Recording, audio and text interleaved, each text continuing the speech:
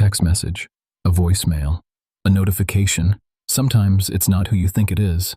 Story 1, 7:41 p.m. Text message. Unknown number. Did you lock the back door? I looked down at the cracked screen of my phone, the glow a thin sliver in the dim kitchen. The back door was locked. I double-checked this morning, hands still cold from the rain. 7:45 p.m. Text message. Unknown, hash. Don't look at the camera. A shiver crawled up my spine. The living room camera was still blinking blue, recording nothing. I tried to swipe it away, but the message stayed, stubborn as a bruise. 7:49 p.m. Voicemail. Hey, it's me. I'm in the attic. The light's flickering. You know what I'm doing, right? Don't come down. Click. The beep sounded too long, as if the recorder was struggling to hold on to the sound. I froze. The attic, my attic, was empty, a dusty storage space I'd never used. The only thing down there was an old trunk and a broken ladder. 8:02 p.m. Email. From admin@mydomain.com. Subject, security alert. Location, 18-32-7, Main Street. Event, unauthorized entry detected. Time, 7:38 p.m. Action required. Verify all entry points. The timestamp matched the moment I'd first read the text. My heart hammered. I could hear the floorboards creak as someone or something shifted upstairs. 8:13 p.m. Text message. Unknown number.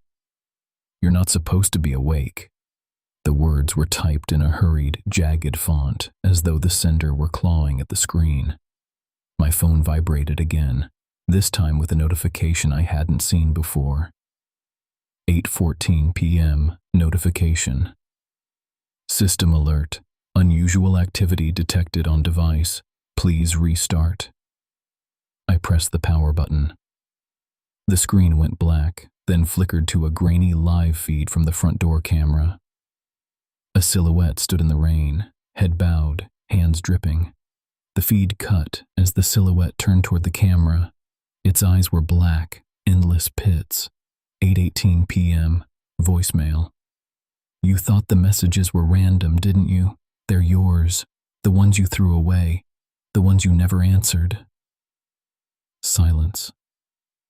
A soft rustle, like paper sliding across a floor, followed. My phone buzzed again. 8:20 p.m. Text message. Unknown number. Look behind you. I spun.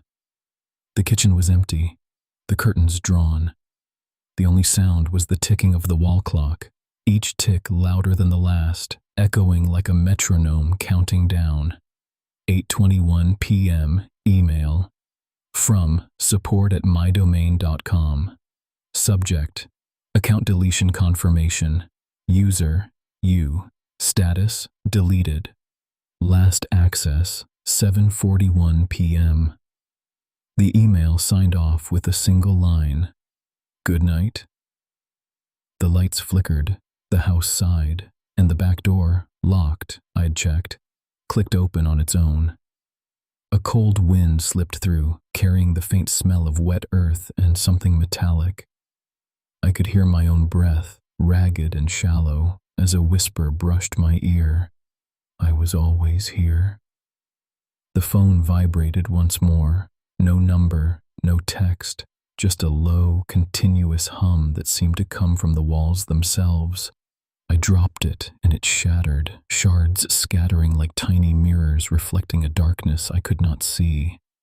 The house was silent now, except for the soft, relentless drip of water somewhere upstairs.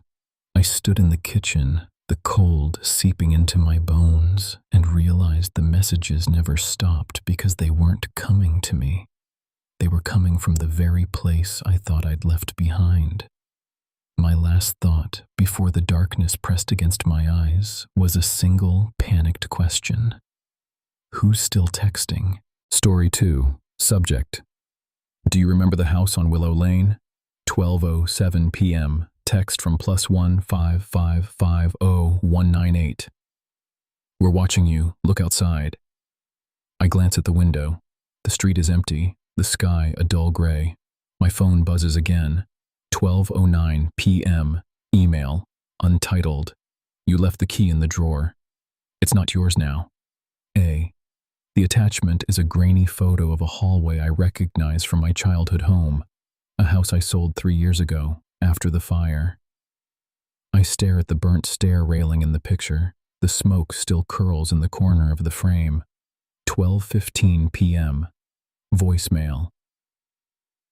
Hey, it's me. I thought you'd be at work. The dog's still in the basement.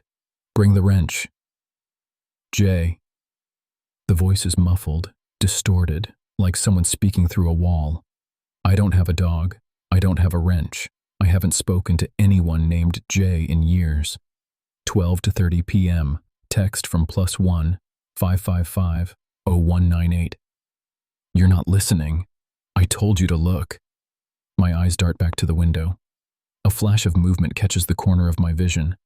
A silhouette slipping behind the oak tree across the street. I blink. Nothing.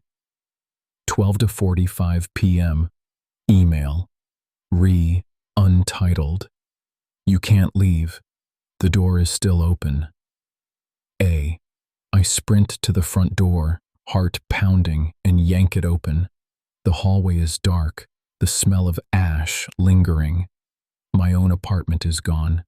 The wooden floorboards are warped, the paint peeled, the wallpaper the same, peeling in long, ragged strips. A faint buzzing comes from the kitchen. I follow it. 13:02 p.m. Text from +1 555 0198. It's in the pantry. Don't open it. I pry open the pantry door. Inside, rows of glass jars line the shelves, each labeled with a name I recognize. Mia, Carlos, Lena.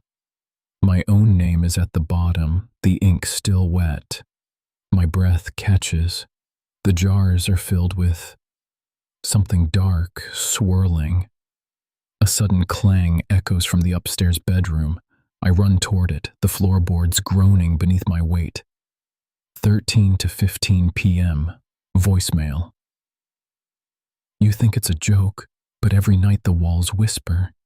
You can hear it now, can't you? The voices, they're yours. The voice is unmistakable, my mother's, cracked with static. 13:28 p.m. Email. Final. We're sorry. We tried to warn you. You should have left the key. Now, we have to take it back. A. My phone flickers. The screen cracks, spiderwebbing outward. A new notification pops up. Incoming call. Unknown. I answer. 13:30 p.m. Call. A breathless whisper, like wind through dead leaves. You can't leave. The house never ends. The line clicks, and the room goes cold. The fire alarm sputters to life, a high-pitched wail that seems to come from the walls themselves. I spin, searching for an exit, but the hallway stretches forever, endless doors opening onto the same charred kitchen, the same pantry of jars. My phone buzzes one last time. Text from +1 555 0198. Welcome home. The darkness swallows the tiny glow of my screen.